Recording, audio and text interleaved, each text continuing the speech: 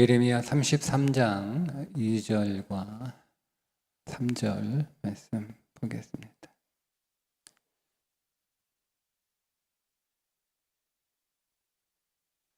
함께 읽겠습니다. 이를 행하시는 여호와, 그것을 만들며 성취하시는 여호와, 그의 이름을 여호와라 하는 이가 이와 같이 이르시도다.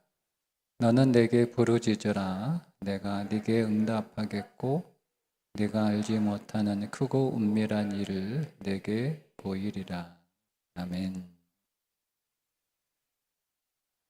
오늘 말씀 제목이 언약과 함께하는 기도인데요.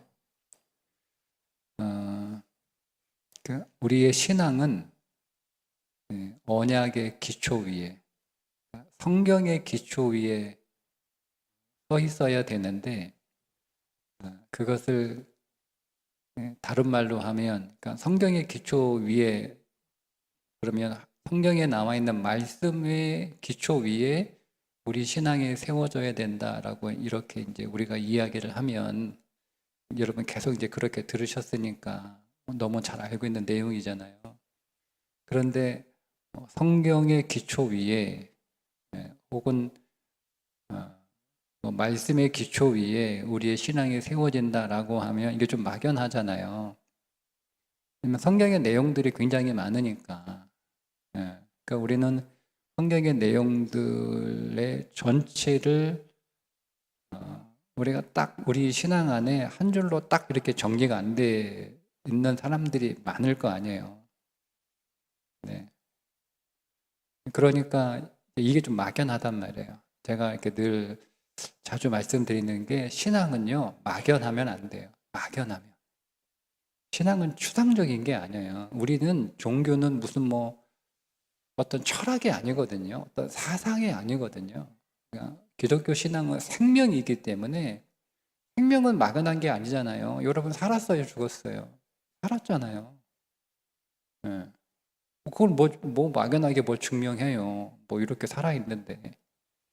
죽은 건 죽은 거고, 사람은 사는 거고. 선명하거든요. 신앙은 선명하고 아주 실제적이고 아주 구체적이어야 돼요.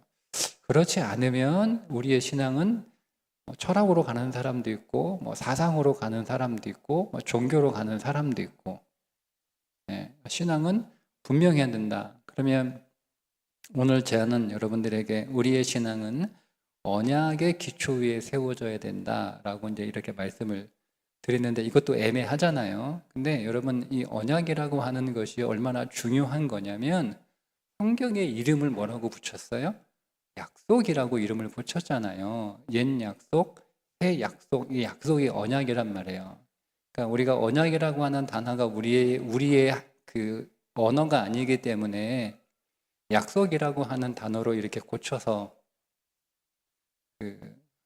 설명을 하는데, 약속은 우리가 가지고 있는 언어에 대한 기본적인 개념이 있으니까 그냥 언약으로, 좀 어렵지만 어려워도 계속 자꾸 들으면 또 익숙해져요. 언약으로 이렇게 고쳐서 부르는 게 더 좋을 거니까, 우리의 신앙은 언약의 기초 위에 세워져 있어야 돼요. 그러니까 신앙은 뭐냐면 하나님과 나하고 약속한 거예요. 근데 그 약속이 불변의 약속, 반드시 지켜지는 약속, 반드시 이루어지는 약속이니까 언약으로 다시 표현하는 거예요. 왜냐하면 우리에게 약속은 지킬 수도 있고 못 지킬 수도 있고 그런 거잖아요. 여러분 약속 다 지켜요? 아니잖아요. 우리가 사정과 형편이 안 되면 내가 지키고 싶어도 못 지키는 게 우리 약속이니까, 약속이라고 우리가 신앙을 정리를 하면 우리 안에 약속에 대한 기본적인 개념이 우리 안에 있어서 못 지킬 수도 있다. 이게 우리 안에 있는 거예요. 그러니까 하나님이 오늘 우리에게 약속하셨다라고 이렇게 얘기할 때 하나님이 반드시 지키신다라고 하는 믿음이 우리 안에 약해요. 왜? 우리의 약속이라는 단어 자체가 못 지킬 수도 있다라고 하는 개념을 우리가 가지고 있으니까, 그래서 언약으로 고쳐 부르는 거예요. 그러니까 언약은 하나님이 반드시 지켜요. 반드시. 하나님이 반드시 지켜요. 그러니까 언약은 깨질 수가 없어요. 근데 그 언약 위에 우리의 신앙이 세워져야 되는 거야. 그러니까 내가 하나님을 믿을 때 하나님의 나에게 언약을 주신 거예요. 하나님과 나 사이에. 근데 이것도 조금 막연한 개념일 수 있으니까 좀 더 구체적이고 좀 더 쉽게 성경적인 용어로 성경이 그 언약이 뭔지를 쉽게 풀어주는 성경에 마치 언약의 관용구처럼 쓰는 그 말씀이 있거든요. 출애굽 이후에 하나님께서 언약을 말씀하실 때 언약이라고 말씀하지 않고 이거를 아주 쉽게 이해하기 쉽게 풀어서 설명해 주시는 두 문장이 있어요.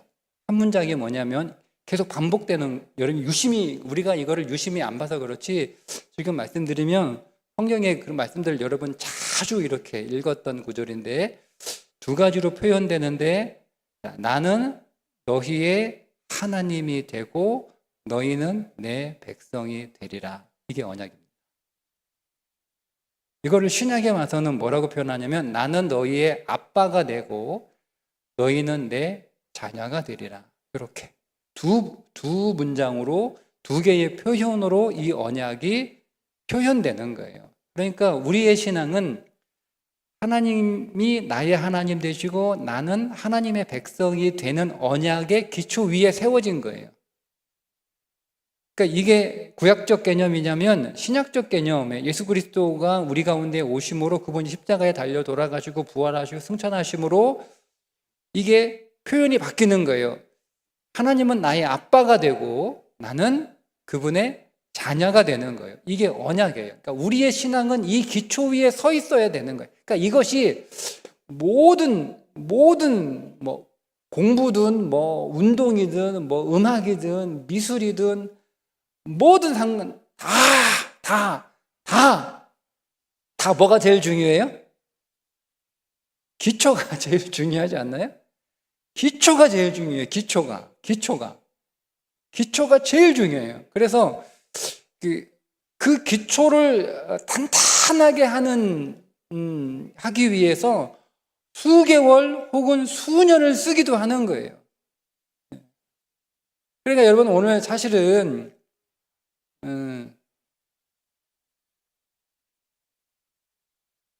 처음 이렇게 우리가 신앙생활 해서 교회 와서 성경을 배울 때 사실은 이 개념만 계속 배우면 되는 거예요. 이 개념만. 그러니까 이거를 그냥 머리로 이해한 정도가 아니고 내가 하나님의 자녀이고 하나님의 나의 아빠라고 하는 이 언약에 대해서 우리가 깊이 이해하고 우리가 그것을 우리의 마음 안에 정말 확신할 수 있으면 그게 신앙의 기초가 잘 돼 있는 거예요. 제자 훈련 많이 한 게 신앙의 기초가 잘 돼 있는 거 아니에요.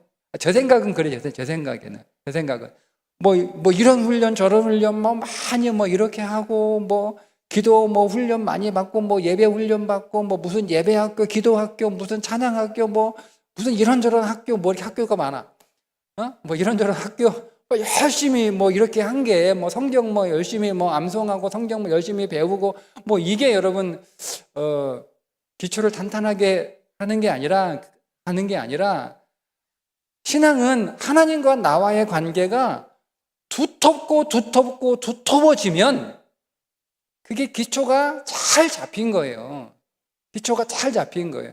그러니까 사실 하나님과 나와의 관계 안에서 그 관계가 견고하게 세워지지 않았기 때문에 우리의 신앙이 자꾸 유동하는 거거든요. 그럼 우리도 똑같잖아요. 부부간에 관계가 아주 두터우면 웬만한 시련이 닥쳐도요, 그 부부 관계가 흔들리지 않잖아요. 부부 관계가 두터우면 웬만한 시련이 와도 누가 와가지고 그 부부 관계를 깨트리기 위해서 뭐 아무리 뭐 이상한 말 없는 말 지어내도 신뢰 관계가 있으면 이게 흔들리지 않아요. 부모와 자식 간에도요, 그 관계가 두텁고 그 관계가 끈끈하고 그 관계가 아주 친밀하고 아주 강하면은요 문제가 안 생겨요. 부부관계 문제가 왜 생겨요, 여러분? 왜 생깁니까, 부부관계 문제가? 관계가 두껍지 않기 때문에 그래요. 그러니까 문제가 생기는 거예요. 부모와 자식 간에 왜 문제가 생겨요? 관계가 깊지 않기 때문에 문제가 생기는 거예요. 우리 인생이 다 그런 거예요. 그러니까 관계가 기초라고요, 기초. 근데 우리는 이거를 별로 신경을 안 써요. 신경을. 정말 중요한 건데 별로 신경을. 그러니까 우리가 관계를 훈련하는 법을 배우지 않아요. 부모가 자식, 부부가 보세요. 우리가 어릴 때부터 관계를 훈련하는 법을 배우지 않아요. 그러니까 결혼하고 나서도 부부가 어떻게 관계를 맺어야 되는지에 대해서 잘 몰라요. 그러니까 다들 감정으로 살아가는 거예요, 감정으로. 그러니 여러분, 그런 부부가 자녀를 낳았는데 이 자녀를 어떻게 관계를 맺어야 될지 우리가 배운 적이 없고 훈련할 수 없으니까, 그러니까 부모와 자녀 사이 계속 관계 때문에 계속 힘들어하는 거예요. 이게 반복되는 거거든요. 이게 악순환되거든요. 그 관계를 회복하고 훈련하는 곳이 그게 신앙이에요. 그러니까 신앙 안에서 우리가 하나님과 나와의 관계를 어떻게 맺어갈 것인가를 여러분 우리가 믿음 안에서 우리가 진리 안에서 배우고 그리고 훈련하고 그 하나님과 나와의 관계를 어떻게 두껍게 만들어가 훈련하는 것을 성도와의 관계 안에서 실습한단 말이에요. 이 실습을 갑자기 이제 부부하고 별로 사이가 이렇게 좀 관계가 좀 어색하고 서먹하고 그런데 갑자기 어느 날 교회 가서 은혜 받고 와가지고 우리 관계 연습하자 그러면 징그럽잖아요. 네?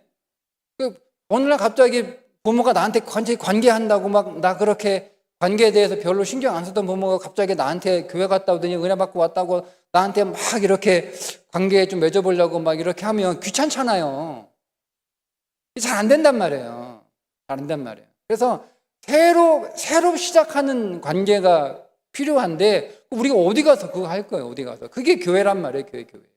교회 와서 여러분들은 관계를 훈련하셔야 되는 거예요.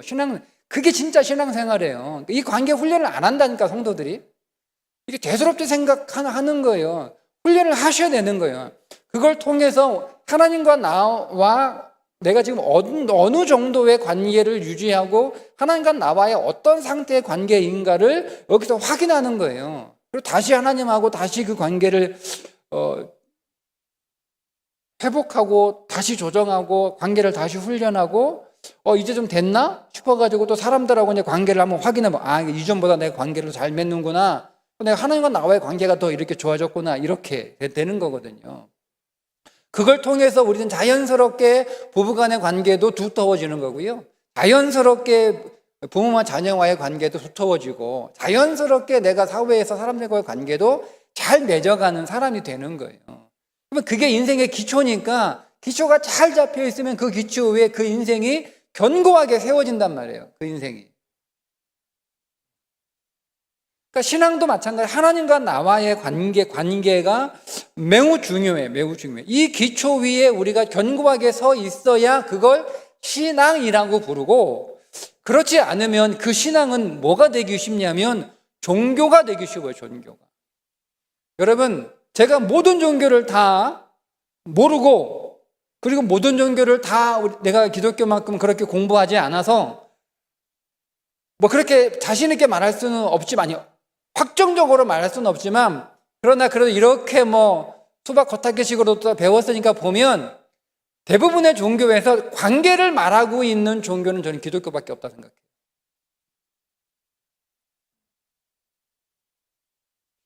제가 그 불교 경전을 몇 권 이렇게 읽었는데 석가모니하고 다 이렇게 무슨 관계 이런 얘기인데 못 읽은 것 같거든. 내가 뭐 안 읽은 가운데 있을 수 있겠지만 뭐 거기 없었어요. 뭐 도덕경도 읽어봤고 뭐 다른 뭐 경전 읽어봤어요. 그러니까 관계를 유독 기독교가 관계를 너무 강조를 많이 하는 거예요. 너무 중요해요. 너무 많이 얘기를 많이 해요. 나는 너희 하나님이 되고 너희는 나의 백성이 되고 나는 너희 아빠가 되고 너희는 나의 자녀가 되고. 그러니까 여러분, 하나님과 오늘 우리의 관계는요 강제적이거나 기계적이지 않아요. 이건 종교의 특징이에요. 종교는 기계적이에요. 그러니까 여러분들이 오늘 예배 드리는 건 그런 거 뭐 예를 들면 이런 거예요. 그러니까 기계적으로 예배하고 기계적으로 기도하고 기계적으로 찬양하고 기계적으로 사역하는 거죠. 그리고 강제적이에요. 강제적으로 예배하고 강제적으로 기도하고 강제적으로 사역하고 강제적으로 뭐 하고. 이건 종교화 되어가고 있는 거예요. 신앙은요, 인격이에요, 인격. 신앙은 인격이에요, 인격.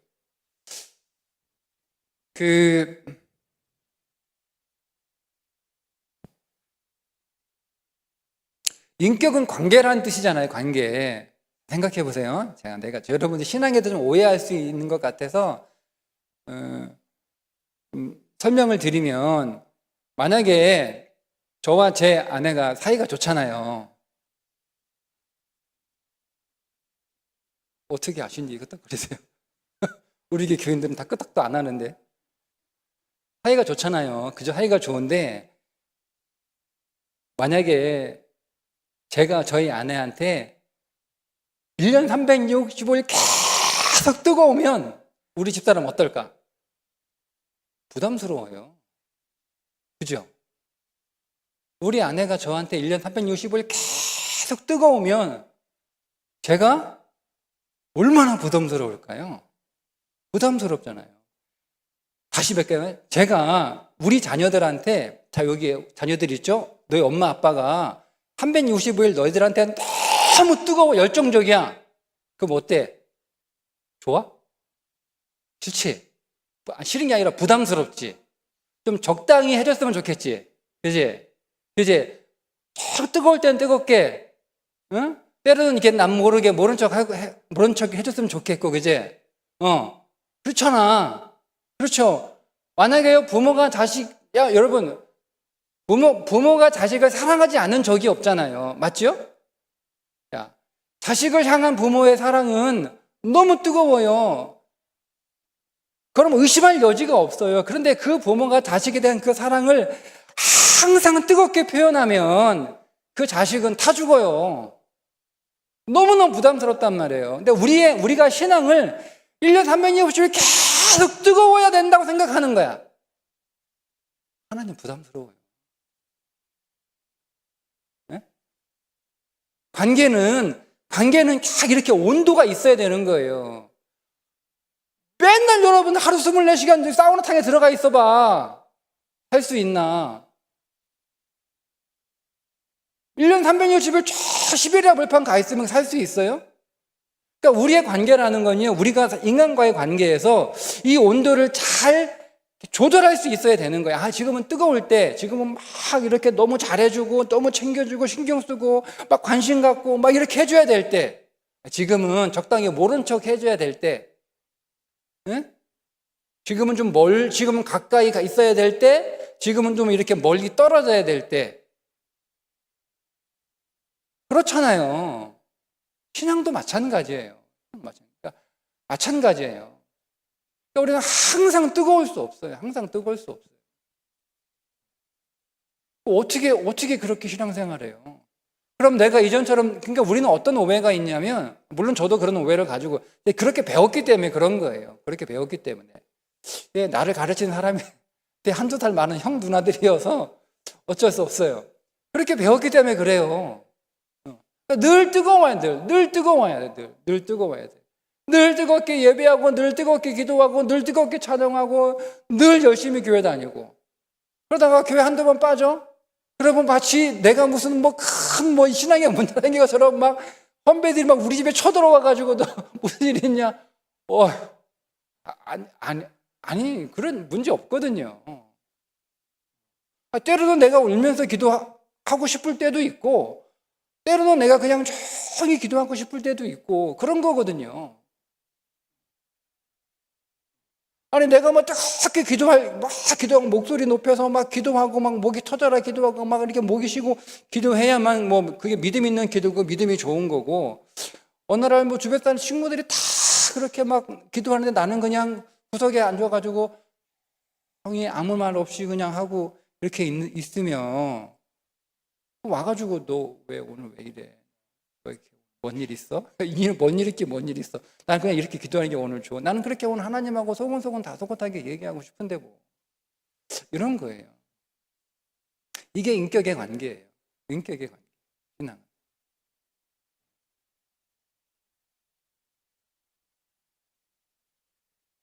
그렇지 않고 오늘 우리가 막 이렇게 어떤 어떤 공식이나 어떤 모범을 답을 딱 이렇게 정해놓고 항상 그래야 된다? 그러면 종교로 가기가 되게 쉬워요. 인격이에요, 인격. 하나님하고 나하고 인격의 관계예요. 하나님은 나하고 관계예요. 하나님의 나의 하나님 되시고 나는 그분의 백성이시고, 또 가까워지면 하나님의 나의 아빠시고 나는 그분의 자녀. 그게 언약이에요. 그게 언약. 그러니까 이 언약의 관계는 뭐예요? 관계에서 하나님은 신실하신 거예요. 신실하신 거예요. 그러니까 하나님은 나의 하나님이시니까 하나님은 그 관계에 하나님으로서 신실하게 성실하게 나를 대하시는 거예요. 하나님은 나의 아빠이시니까 하나님은 나의 아빠로서 자녀인 나를 성실하게 신실하게 대해주시는 거예요. 그걸 믿는 거예요. 그걸 믿는데 우리는 하나님은 신실하심으로 그 언약에 충실하시고 우리는 그 언약에 어떻게 참여하냐? 우리는 기도로 참여하는 거예요. 그러니까 하나님과 오늘 우리 사이의 언약의 관계인데 하나님은 그 언약에 성실하심으로 그 언약에 충성되고 우리는 그 언약에 기도로 참여함으로 그 언약에 충성된 거예요. 이거를 잘 보여주는 말씀이 오늘 우리가 읽은 본문 예레미야 33장 2절과 3절의 말씀이에요. 2절의 말씀을 띄워주시면 잘 보세요. 이를 행하시는 여호와, 일을 하시잖아요. 그죠? 그것을 만들며 성취하시는 여호와, 하나님이 언약을 성취하시잖아요. 그의 이름을 여호와라 하는 이가, 그러니까 여호와라고 하는 이 이름의 뜻이 정확하게 그 이름의 뜻을 몰라요. 나는 나다라고 하는 뜻이잖아요. 모세가 물어봐요. 내가 40년 만에 애굽에 돌아가서 하나님이 나한테 말씀하시기를 당신들을 이끌고 광야로 가서 예배하라고 하신다 라고 말하면 애굽에 있는 히브리 사람들이 그 신의 이름이 뭔데? 라고 물어볼 텐데 하나님의 성함을 제가 뭐라고 대답을 해야 되죠? 라고 하니까 하나님이 성경에 유일하게 하나님의 본명이에요. 근데 여호와라고 하는 것은 발음은 모른다고 그랬죠? 발음은 몰라요. 발음은 몰라요. 신성 사문자 YHWH 신성 사문자 자음밖에 없어요. 모음은 사라졌어요. 모음은 몰라요. 발음을 안 하니까 그 발음을 다 잊어버린 거야. 그래서 아도나이, 하나님을 대용어로 부르는 이게 주라는 뜻이거든요. 주라로, 히브리어로 주라는 뜻이에요. 아도나이라고 할 때 그 아도나이의 자음을 신성사문자 YHWH에 자음을 붙인 거예요. 아도나이의 자음을 붙이면 야훼가 되는 거예요. 혹은 여호와가 되는 거예요. 그러니까 저게 하나님의 성함의 발음은 아니에요. 제가 왜 이걸 강조하냐면 종교화된 사람들이요. 뭐 성경에 번역할 때 여호와라는 이름이 있냐 없냐, 왜 여호와를 야훼라고 쓰냐 이거 가지고 그게 성경이 진짜냐 가짜냐 뭐 이런 말도 안 되는 시비가 붙어가지고 하는 얘기예요. 자, 근데 그건 그렇고, 자, 하나님 모세에게 당신의 조남을 성함을 가르쳐 주실 때 일단 여호와라고 우리는 그렇게 이제 편의상 발음을 하죠. 근데 그 뜻이 없단 말이에요. 근데 그 뜻을 뭐라고 번역하냐면 나는 나다는 거예요. 나는 나. 여기에 많은 의미가 있는데 이 말씀 안에서 이해를 하면 나는 니들이 어떤 상태에 있든 니들이 뭔 짓을 하든 나는 너하고 하는 약속을 지켜. 나는 내가 한 말은 반드시 지켜. 너희들의 상태에 따라서 내가 약속하는 걸 내가 변개하거나 내 마음이 바뀌거나 내가 하겠다고 한 걸 하지 않아. 그게 여호와예요. 이게 되시죠? 그 이름이 여호와라는 거예요. 그러니까 그분은 반드시 일을 하세요. 약속하셨으니까. 그분은 그 이름이 여호와예요. 그것은 반드시 만들고 반드시 성취하세요. 이게 여호와라는 거예요. 자, 그러니까 하나님은 2절의 말씀은 하나님은 그 언약에 성실하다 이거예요. 성실하다. 근데 그 다음 3절을 보면 이렇게 말씀하는, 근데 너희들은 뭐 어떻게 하라는 거예요? 팔짱 끼고 깊게 있으라. 하나님 그럼 일하세요 한다고 했으니까 왜 안 해요? 한다고 했잖아요. 하나님 왜 안 해? 이러고 있는 게 아니고 우리 보고 뭐 하라는 거예요?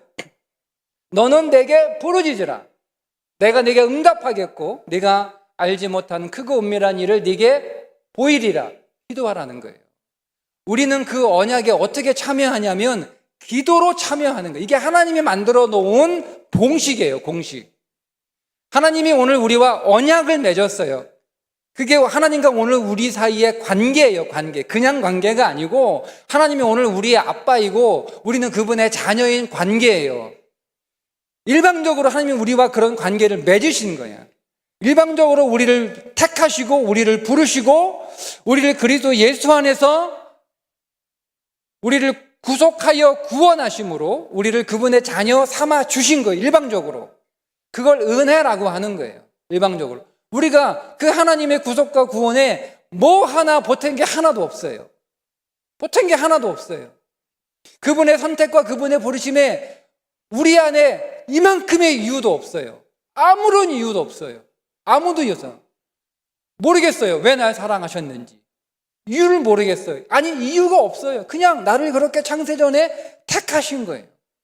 그러니까 이거는 우리가 그렇게 말은 하는데 설명할 수 없어요. 설명할 수 없어요. 그냥 내가 그 진리를 받아들이는 거예요. 근데 이게 믿어지는 거죠. 믿어지는 거죠. 이게 하나님과 우리 사이에 맺은 하나님의 원칙이라면, 근데 이 원칙, 이 예레미야 33장 2절과 3절 요 말씀 바로 앞에 하나님이 반드시 언약을 이루신다라고 약속을 하세요. 말씀을 좀 보면,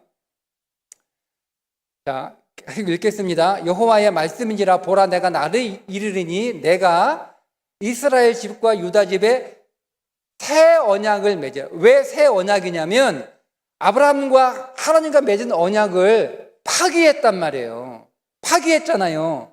예레미야 시대에 계속해서 하나님이 아브라함과 언약을 시작하시고 다윗과 언약을 확증하셨는데 그 언약을 그 위에 모든 왕들이 다 언약을 깼단 말이에요. 그래서 하나님이 이제 그들에게 야 니네가 언약 깼으니까 나도 언약 취소. 니네 안 하니까 나도 안 해. 내가 바보냐? 니들이 안 하는데 나도 안 하지? 라고 이렇게 하신 게 아니라 하나님이 새 언약을 맺으시겠다는 거예요. 새 언약. 언약이 파기가 됐으니까 그 파기를 우리가 한 거예요. 그런데 하나님이 그 언약을 이제는 더 이상 우리가 누구하고 약속을 하는데 내가 여러분이 어떤 사람하고 계약을 했는데 그 사람의 계약을 깼어요. 파기해. 그럼 다시 그 사람하고 계약을 합니까? 안 하죠. 세상에 그런 바보가 어디 있어요. 이런 바보 같은 일을 하신 거예요. 하나님이 지금. 여러분 친구들하고 별것 아닌 그런 약속 몇 번 약속했는데 그렇잖아요. 몇 번 약속했는데 그게 여러분 그래도 내가 성도 믿어야지 안 믿어진다니까요. 몇 번 속으면 안 돼요. 목사도 안 돼요. 그럼 내가 그럼 그러잖아요. 내가 몇 번 속았는데 그럼 뭐야 그러면 뭐 나 가지고 뭐 장난하는 거야? 이런 마음 들죠. 근데 여러분 하나님은요 수없이 많이 속은 거예요. 근데 하나님이 다시 언약을 맺으시겠대. 그게 그 말씀이에요. 새 언약을 맺으리라. 다음 32절. 이 언약은 내가 그들의 조상들의 손을 잡고 애굽 땅에서 인도하여 내던 날에 맺은 것과 같지 아니할 것은 이제 완전히 다른 언약이에요. 다른 언약이에요. 자, 내가 그들의 남편이 되었어도 그들이 내 언약을 깨트렸습니다. 그분이 남편이고 오늘 우리가 그분의 아내인데 아내가 이 언약을 파기해버린 거예요. 자, 여호와의 말씀이니라 33절.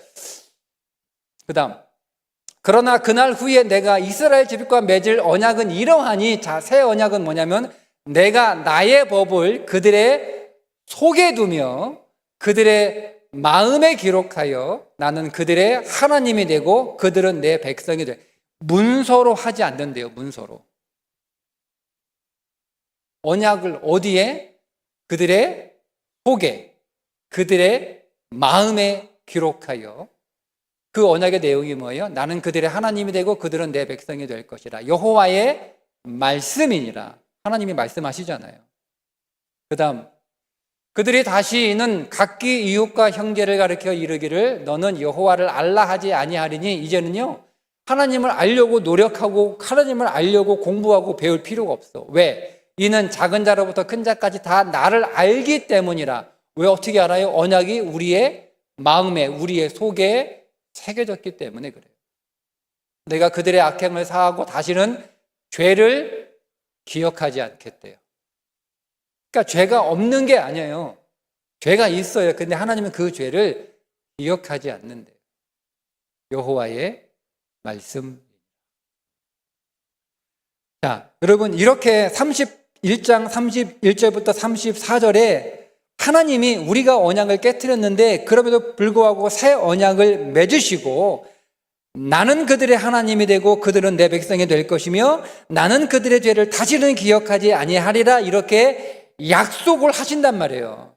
그렇게 하나님의 언약을 다시 한번 그들에게 다시 한번 일러주시고 그 약속을 다시 그들에게 회복시켜 주시면서 요 31장의 하나님의 약속은 반드시 성취된다. 그분의 약속은, 그분의 계획은 파기되거나 흔들리거나 취소되지 않아요. 반드시 그 약속은 성취가 돼요. 근데 이 31장 요 말씀을 딱 중앙에 두고 하나님의 말씀은 반드시 성취된다는 이 약속의 말씀 뒤에 바로 앞 뒤에 어떤 말씀이 반복이 돼요. 29장 말씀을 보시면 보세요. 여호와께서 이와 같이 말씀하시니라. 바벨론에서 70년이 차면 내가 너희를 돌보고 나의 선한 말을 너희에게 성취하여 너희를 이곳으로 돌아오게 하리라. 약속하시는 거예요. 근데 이게 31장에 가면 반드시 그 일을 이루어질 거라는 거잖아요. 하나님이 성취하시겠다. 너희들의 어떠함과 상관없이 나는 그 일을 이미 작정했기 때문에 그 일을 나는 이룰 거야. 이 말씀을 하시는 거예요. 자, 그 다음 11절 여호와의 말씀이니라. 너희를 향한 나의 생각을 내가 하나니 평안이요 재앙이 아니르니라. 너희에게 미래와 희망을 주는 것이라. 근데 보세요. 너희가 내게 부르짖으며 내게 와서 기도하면 내가 너희의 기도를 들을 것이요.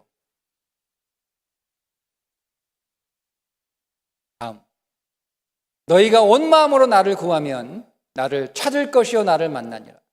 이것은 여호와의 말씀이라. 계속 이 말씀이 반복되잖아요. 여호와의 말씀이니라. 하나님이 한 말이에요. 하나님이 한 말. 나는 너희를 만날 것이며 너희를 포로된 중에서 다시 돌아오게 하되 내가 쫓아보내었던 나라들과 모든 곳에서 모아 사로잡혀 떠났던 그곳으로 돌아오게 하리라. 이것은 여호와의 말씀이니라. 그러니까 그 앞에 뭐가 지금 내가 말했잖아. 내 말은 반드시 이루어져요. 여러분, 하나님은 말씀하시면 그 말씀은 그대로 되는 게 그게 법칙이에요. 그럼에도 불구하고 하나님은 우리가 못 믿으니까 내가 이루겠다, 내가 성취하겠다라고 계속 강조하시는 거예요. 근데 그 강조 앞에, 그 확증 앞에 뭐가 전제가 되어 있냐면 부르짖으래요. 기도하래요. 이게 29장이에요. 근데 우리가 읽었던 32장에 가면, 33장에 가면 똑같은 말씀이 나요. 표현만 달라요. 표현만. 일을 행하시는 여호와, 그것을 만들어 성취하는 여호와, 그의 이름을 여호와하는 이가 이같이 이르시도다. 내가 한다는 거예요. 내가 말했으니까 내가 이룬다는 거예요. 근데 너희는 뭐 하라는 거예요? 내게 부르짖으라. 내가 네게 응답하겠고 네가 알지 못하는 크고 은밀한 일을 내게 보이리라. 똑같아요. 그러니까 여러분 이렇게 그림을 그리시면 돼. 한 중앙에 하나님이 말씀하셨으니까, 하나님의 약속하셨으니까 하나님이 반드시 이루신다는 거예요. 그건 믿으라는 거예요. 근데 팔짱 끼고 되나 안 되나 이렇게 구경하지 말고, 하나님 언제 되나 이렇게 막연하게 기다리지 말고 뭐 하라는 거예요? 우리는 기도하라는 거예요. 기도. 팔짱 끼고 기다리는 게 믿음이 아니에요. 믿으면 기도하라는 거예요. 그러니까 우리는 하나님이 일하시고 그 하나님의 일하심에 우리가 동참하는데, 우리가 하나님이 우리에게 너 이거 해 하고 하나님의 일거리를 우리에게 떼주시는 것이 아니라, 내가 하는 일에 내가 너희를 불러 너희들을 나의 동역자로 세울 텐데 뭐 하라는 거예요? 기도하라는 거예요. 그 기도가 하나님과 동역하는 거예요. 기도가 하나님의 일에 참여하는 거예요. 하나님이 하나님의 일에 우리를 초대해 주셨는데 그 초대가 기도로 초대하시는 거예요. 표현은 다르지만 딱 이 말이에요. 언약은 내가 반드시 이룰 거야. 그러나 너희는 기도해야 된다. 기도 안 한다고 안 이루어지는 건 아니에요. 기도 안 해도 이루어져요. 근데 기도한 사람과 기도하지 않는 사람은 완전히 달라요. 완전히 달라요.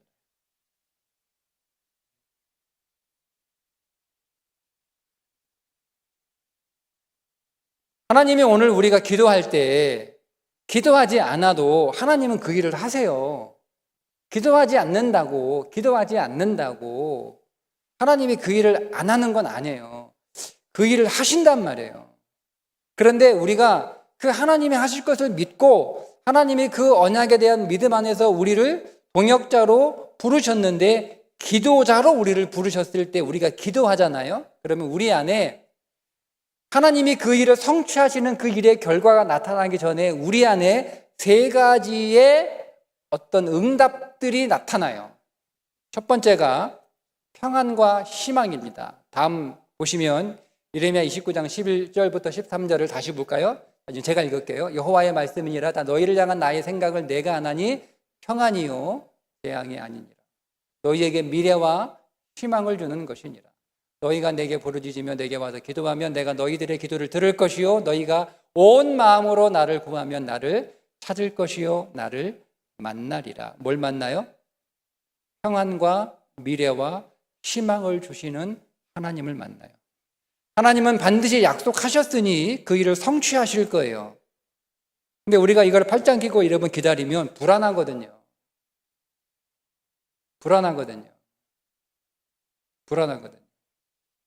이런 거예요.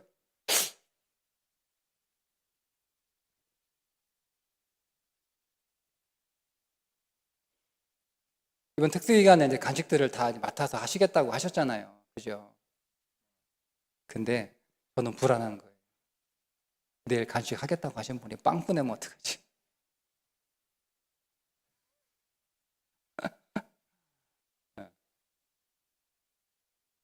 오늘 간식을 하시겠다고 이렇게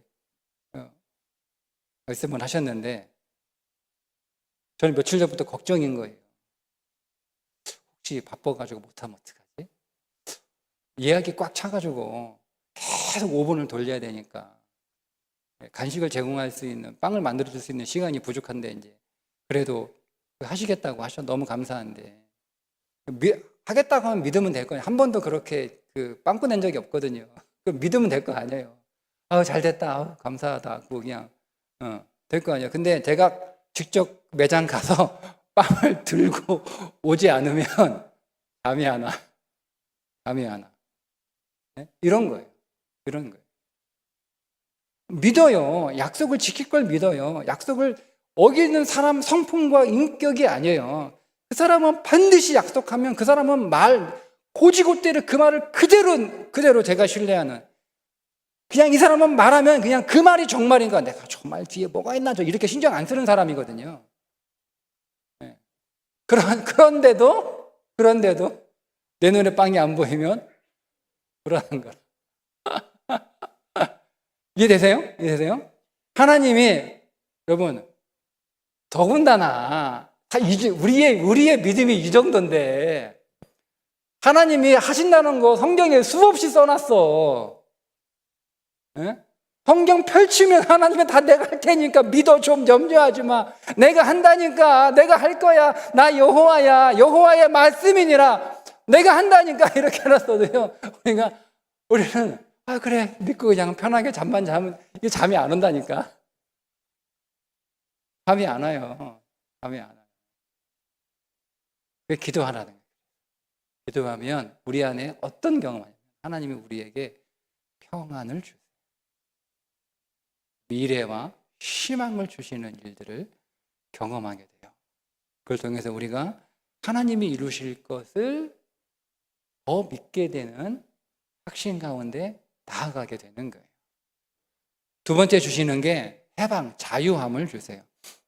14절을 보시면 이것은 여호와의 말씀이니라. 나는 너희를 만날 것이며 너희를 포로된 중에서 다시 돌아오게 하되 내가 쫓아보내었던 나라들과 모든 곳에서 모아 사로잡혀 떠났고 그곳으로 돌아오게 하리라. 이것은 여호와의 말씀이니라. 자, 포로에서 데려온다는 얘기잖아요. 근데 이게 미래에 실제로 바벨론 포로로 끌려갔던 자들이 이제 70년이 차면 해방이 돼가지고 고향으로 돌아가는데, 이 말씀을 믿으면 포로 생활하고 있는 그 상태에서 몸은 포로로 잡혀 있지만 그들의 마음은 이미 해방된 거예요. 이게 기도할 때 우리에게 주어지는 두 번째 응답이에요. 우리는 기도하지 않으면 여러분 상황의 문제의 사건에 여러분 다 묶여 있어요. 그게 여러분들을 끌고 갑니다. 그게 여러분들이 감옥이에요. 근데 기도하면 몸은 그 감옥에, 내 몸은 그 상황에, 내 삶은 그 형편에 있어요. 그런데 내 마음은 거기에서 자유하는 거예요. 거기에서 해방되는 거예요. 거기서 자유하는 거예요. 이끌려가지 않아요. 이게 중요한 거예요. 이게 중요한 거예요. 여러분, 문제는 내가 몸이 자유한데도요, 마음이 묶여 있는 사람들이 있단 말이에요. 그러면 그 사람은 몸은 자유한데 마음이 묶여 있기 때문에 그는 갇혀 있는 자예요. 아무것도 못해요. 아무것도 못해요. 근데 몸은 갇혀 있어요. 몸은 묶여 있어요. 여러 가지 상황이 오늘 우리를 묶고 있잖아요. 경제 현실, 또 오늘 우리 하던 육체적인 현실, 우리 질병이라고 하는 현실, 이런 여러 가지 현실이 오늘 우리를 이렇게 딱 옴짝달싹 못하게 우리의 선택의 여지에 갇혀 있는 거잖아요. 근데 여러분, 우리가 기도하면 하나님이 오늘 우리의 마음을 거기에서 해방시켜 주셔서 우리로 하여금 할 수 있게 해요. 할 수 있게 해요. 몸으로 뭘 하는 게 다 아니에요. 몸으로 하지 않아도요, 우리 인생은 내 손과 발을 움직여서 뭔가를 하는 건 우리 인생에 제가 볼 때는 몇 프로 되지 않아요. 실제로 내가 일하고 있는 건 우리의 마음이에요. 우리의 마음에서 굉장히 많은 일들을 해요. 그 굉장히 우리의 마음에서 우리의 생각에서 했던 그 굉장히 많은 일들이 때가 되었을 때 우리의 몸으로 잠깐 보태주는 거예요. 그러니까 여러분, 오늘 우리가 갇혀 있다고 내 몸이 할 수 없는 그 꼼짝달싹 거두는 그 상황에 아무것도 못한다고 해서 내 인생이 끝장나는 게 아니거든요. 내가 마음 안에서 거기서 나와가지고 내가 내 마음에서 얼마든지 여러분 일할 수 있고, 마음에서 일할 수 있고, 마음에서 고민하고 계획하고 연구하고 준비하고 상상하고 얼마든지 할 게 얼마나 많아요. 할 게 얼마나 많아요. 할 게 얼마나 많아요. 그 두 번째, 기도하면 그 두 번째 일이 일어나요. 기도하면 여러분이 구속되지 않아요. 환경이 어떠하든 내 몸은 거기에 구속되는, 그건 내 인생에 그렇게 중요한 건 아니에요. 진짜는 오늘 우리의 마음 안에서 어떤 일을 하고 있느냐가 중요한 거예요. 인생은 여러분, 내가 두 손발이 묶여서 꼼짝달싹 못하기 때문에 인생에 망하는 게 아니고요, 우리의 마음 안에서 아무것도 일하지 못하니까 망하는 거예요. 그 다음 세 번째 비전이 보여요. 33장 3절이에요. 너는 내게 부르짖으라 내가 내게 응답하겠고 네가 알지 못하는 크고 은밀한 일을 내게 보이리라. 하나님의 비밀이 보이는 거예요. 하나님의 비밀이 보이는 거예요. 여러분, 그래서 기도하는 사람은 달라요. 그래서 기도하는 사람은 상황이나 세월이나 환경에 물결에 휩쓸려 가지 않아요. 기도하는 사람은 하나님의 흐름을 보는 사람이에요. 하나님이 어떻게 일하십니까? 하나님이 무엇을 일하십니까? 하나님의 흐름을 보는, 그게 기도하는 거예요. 기도하는 사람은 눈앞에 있는 문제에 묶여 있는 사람이 아니라 기도하는 사람은 하나님의 약속 안에서 자유하는 사람. 기도하는 사람. 그래서 기도는 종교 행위가 아니에요. 우리들에게 기도는 종교 행위가 아니에요. 우리들에게 기도는 종교 수련도 아니에요. 우리들에게 기도는 하나님의 계획에 동참하는 통로이고 하나님의 역사에 동참하는 영광이에요. 이게 우리에게 기도예요.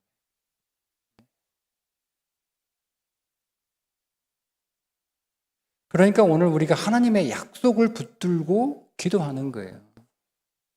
그 믿음 안에서.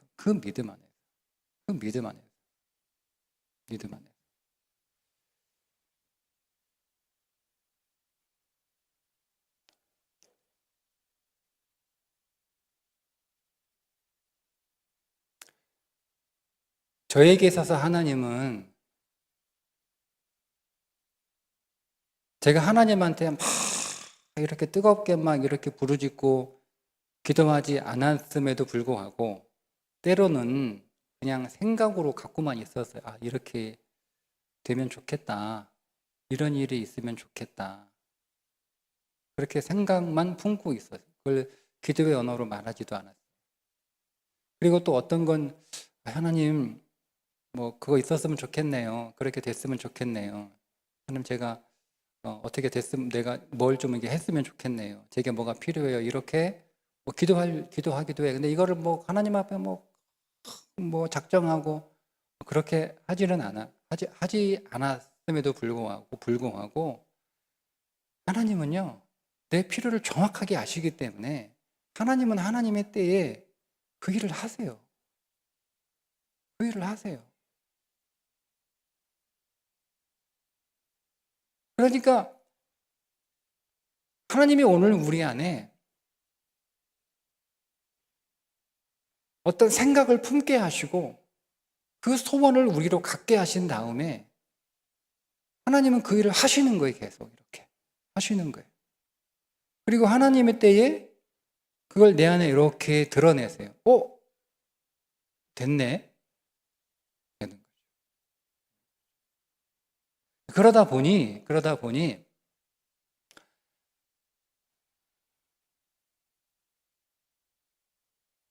내 인생에 필요한 내 인생의 문제, 그러니까 내가 필요하다고, 그러니까 내 개인만은 아니고 우리 교회에 어떤 필요들이 있을 거잖아요. 우리 교회의 어떤 필요들. 그거에 대해서 뭐 하나님 앞에 막 이렇게 심각하게 진지하게 기도하지 않아도 되겠다라고 하는 믿음이 있어요. 그럼 난 뭘 기도해야 되지? 나는 뭘 기도해야 되지? 네. 작년부터는 2026년 부활과 부흥을 위해서 기도를 해요. 근데 이제 4월, 5월, 저는 이제 2026년을 위해서 기도하거든요. 네. 그 전환점이 이번 특세예요. 하나님 나라 운동을 위해서 준비하고 기도해야 되겠다.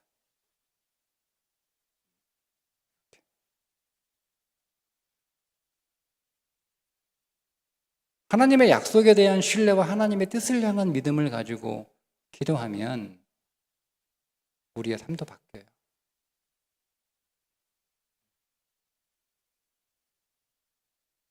그러니까 오늘 우리의 기도의 중심이 바뀔 필요가 있어요. 바뀔 필요가 없어요. 여러분, 여러분의 인생의 필요에 대해서 기도하지 마라. 기도하세요. 하세요.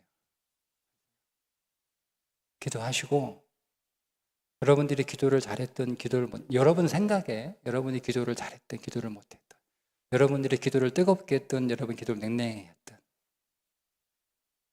하나님은 여러분의 기도에 모습과는 상관없이 그분은 그분의 계획하신 대로 여러분의 인생 안에서 여러분의 기도를 들으셨고 약속을 이미 하셨기 때문에 하나님은 하나님 일들을 분명히 하세요.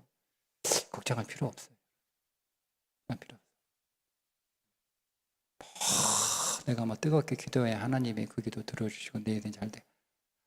아니, 나는 하나님 믿는 거예요. 그래서 제가 그렇게 계속 주로 말씀드리는 게 그거잖아요. 하나님의 나의 아빠이신 것, 하나님이 나를 사랑하신다는 것에 대해서 좀 시간을 갖고 충분히 묵상해 보라. 그게 신앙의 기초예요. 그분이 나의 아빠라는 그 관계에 우리가 정말 두터워지면은요,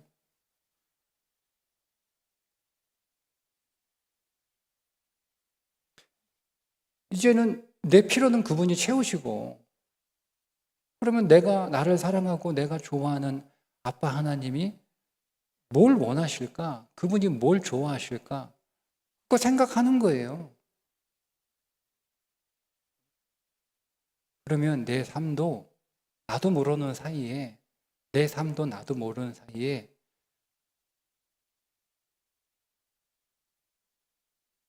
온전하게 자리를 잡아요. 나도 모르는. 내가 내 삶에 대해서 막 너무 그렇게 걱정하지 않아도 돼요. 걱정하지 마세요.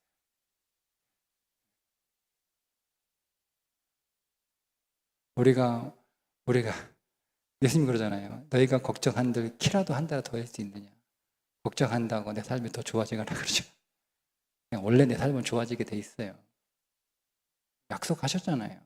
우리 삶은 원래 좋아지게 돼 있어요. 약속하셨다니까요. 좋아질 수밖에 없어요. 여러분, 아니 참 생각해 보세요. 예수님이 뭐하러 오셨어요? 섬김을 받으러 오지 않고 섬기러 오셨죠.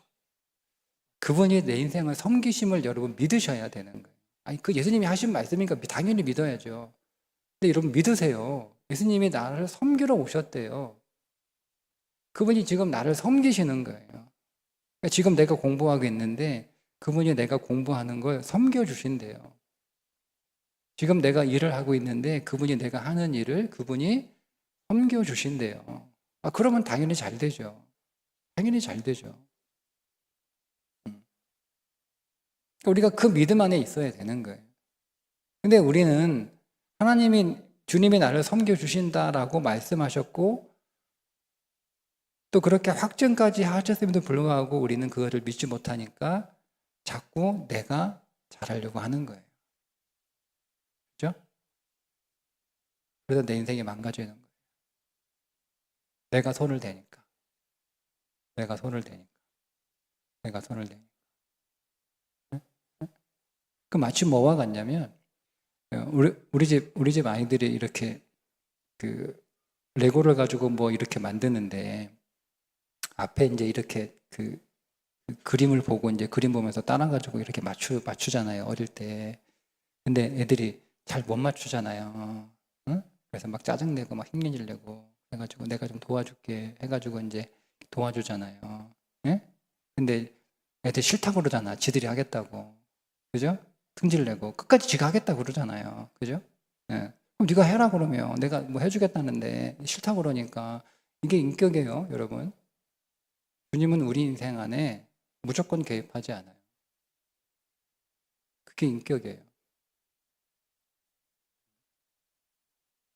우리는 우리 자식 인생 인격으로 대하지 않잖아요. 무조건 개입하잖아요. 우리는 인격적이지 않아요. 하나님은 인격이에요, 여러분. 우리 인생 안에 우리가 원하지 않으면 하나님 개입하지 않아요. 우리가 죽기 직전에 개입하세요. 딱 살려만 놓으세요. 고쳐놓지는 않으세요. 그게 아니면 우리 인생 안에 개입하지 않아요. 그게 인격이에요. 원해야 돼요. 원해야 돼요. 하나님 내 인생 안에 개입하시고 내 인생을 다루어 주시고 당신이 인도해 주시고 당신이 이끌어 주시고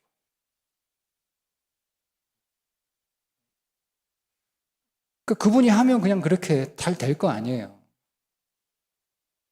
잘 돼요.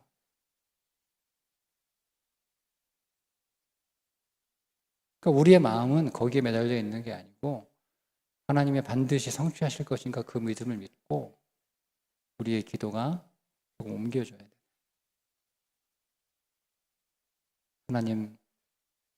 하나님은 지금 무엇을 일하고 계시나요? 우리 질문이어야 되는. 하나님은 제 인생 안에서 무엇을 일하고 계시나요, 지금? 하나님은 제 인생 안에서 무엇을 일하고 계시나요? 그 질문을 해야 돼요. 거기에 대한 기대가 있는 거죠. 하나님이 내 인생 안에서. 저는 그래서 그 하나님이 너무 좋아요. 내 안에서 계속 일하시는 하나님이 너무 좋아요. 저를 계속 성장시켜 주시는 하나님이 저는 너무 좋아요. 저를 계속 회복시켜 주시는 하나님이 저는 너무 좋아요. 저를 계속 또 좋은 사람으로 만들어 가시는 하나님이 저는 너무너무 좋아요. 저는 그게 느껴져요. 여러분은 뭐 인정할지 모르겠으나 저는 정말 느껴져요. 하나님이 저를 정말 다루어 가고 계시고 저를 정말 좋은 사람으로 만들어 정말 괜찮은 신앙인으로 만들어 가고 계시다는 걸 저는 분명히 느껴요. 분명히 느껴요. 제가 교만하지 않고 그 손길에 내가 계속 잘 따라가기만 하면 돼요. 그러니까 죄 안에 죄의 본성이 있기 때문에 자꾸 그 손을 뿌리치려고 그래요. 그게 저의 싸움이에요. 제가 교만하지 않게 하시고 하나님이 제가 게으르지 않게 하시고 하나님이 저를 만들어 가시는 일에 제가 힘들어도 하나님 잘 따라갈 수 있도록 하나님 그만할래요. 저 더 이상 성장하고 싶지 않아요. 그런 마음이 있어요. 힘들 때는 하나님이 저 그냥 여기까지 하나님 이 정도만 할게요. 그런 마음 들지 않도록 기도하는 거죠. 하나님 저를 더 하나님 성장 그러니까 제 안에 두 마음이 있는 거예요. 하나님이 나를 더 성장시켜 주셨으면 하는 마음도 있지만 또 한편 하나님 좀 놔두셨으면 좋겠어요 라는 마음도 있는 거예요. 어쨌든 하나님이 나를 만들어 가시는 건 너무너무 좋아요. 하나님이 오늘 우리의 가정 안에서도 하나님이 일하시고 하나님이 오늘 우리의 가정을 더 회복해 나가지고 더 온전한 건강하게 만들어 가시는 그 하나님의 일들을 저는 너무 좋아해요. 하나님이 우리 교회 안에서 분명히 일하고 계시고 저는 그 일들을 봐요.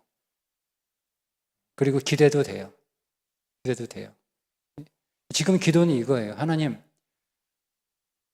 똑같은 거예요. 저의 했던 하나님 좀 이제는 좀 그만 성장시켜도 돼요라는 저 개인에 대한 그런 마음이 있는 것처럼 하나님 우리 교회도 하나님 일하심이 이렇게 좀 어쨌든 지금 좀 느껴지는데 여러분의 말하기는 좀 그렇고 근데 이제 제가 부담스러운 거죠. 하나님이 일하시는데 제가 가만히 있을 수 없죠. 부담스러운 거예요. 하나님 진짜 일하실 거예요? 안 하셔도 되는데 그런 마음도 사실 있어요. 힘들거든요. 근데 그거 기도하는 거죠. 하나님이 일하시면 그 일하심들을 저와 함께 같은 비전을 품는 우리 교회 동역자들에게 보여주시고 우리가 한 마음이 되어서 같은 비전을 안고 우리에게 주어진 이 땅과 하늘의 자원들을 기꺼이 하나님 나라를 위하여 쓸 수 있는 하나님 그런 마음도 부어주시고 그런 열정도 부어주시고 그 기도하는 거예요. 그 기도예요.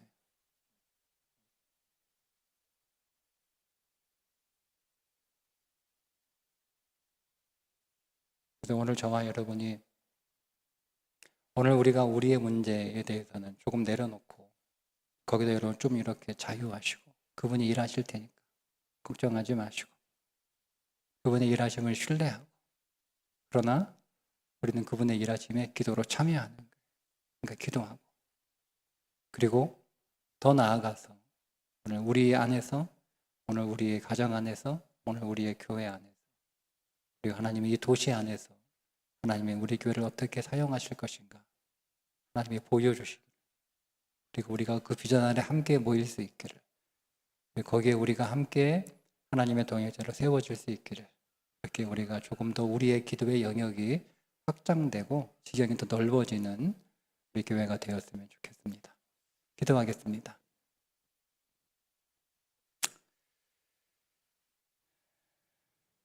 하나님 오늘 우리가 하나님의 일하심을 바라보며 믿음으로 기도할 때 오늘 우리의 기도가 언약을 붙드는 기도가 되게 하시고 하나님의 뜻을 이루는 삶으로 나아갈 수 있는 기도가 되게 하여 주셔서 오늘 우리의 삶이 하나님과 동행하고 하나님과 동역하고 하나님과 함께하는 삶 되게 하여 주셔서 하나님의 그 크고 비밀한 일에 참여하는 은혜를 누리는 교회가 되게 해 주옵소서. 예수님의 이름으로 기도합니다. 아멘.